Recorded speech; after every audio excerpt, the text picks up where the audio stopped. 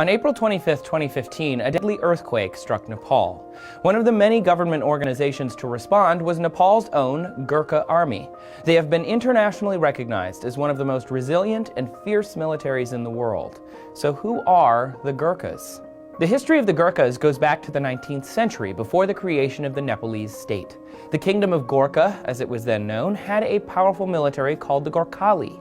After witnessing them in action during the Anglo-Nepalese War of 1816, the British in India decided to recruit mercenary soldiers from their ranks by the thousands. They became the backbone of British forces throughout their Asian empire. For whatever reason, the British called them Gorkhas, not Gorkhali. The Gorkhas are mostly made up of four main ethnic groups. The Gurun and Magars come from central Nepal, and the Rice and Limbus are from the east. They primarily live in rural villages. Joining the army is usually a family tradition in Nepal and is one of the most stable forms of income for young Nepalese men. But the qualification test for the Gorkhas is far from easy. One challenge asked recruits to run 3 miles uphill in 48 minutes while carrying a 55-pound weight.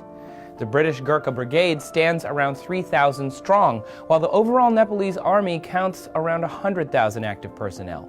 India also recruits about 3,000 Gorkhas per year for their army. Being selected as a Gorkha soldier is a huge source of national pride. Gorkhas are internationally famous for their endurance and adeptness in battle, and they have their own distinctive battle sword called the kukri. During Prince Harry's military service for the United Kingdom, he was sent to work with a Gorkha battalion, and afterwards, according to reports, he was made an honorary Gorkha soldier because of his popularity among the troops. Today, Gorkha soldiers are hired for operations in the Balkans, East Timor, Sierra Leone, Afghanistan, and Iraq. An Indian field marshal once proclaimed that if a man says he is not afraid of dying, he's either lying or is a Gorkha. With so much proud military history surrounding the infantry, it's easy to see why the British military has revered the Gorkhas for over 200 years. The earthquake that struck Nepal has brought a large number of issues to light about the problems within the country's government. To learn about the desperate struggle for democracy in the small nation, make sure you watch this video next. So, what's been going on in Nepal?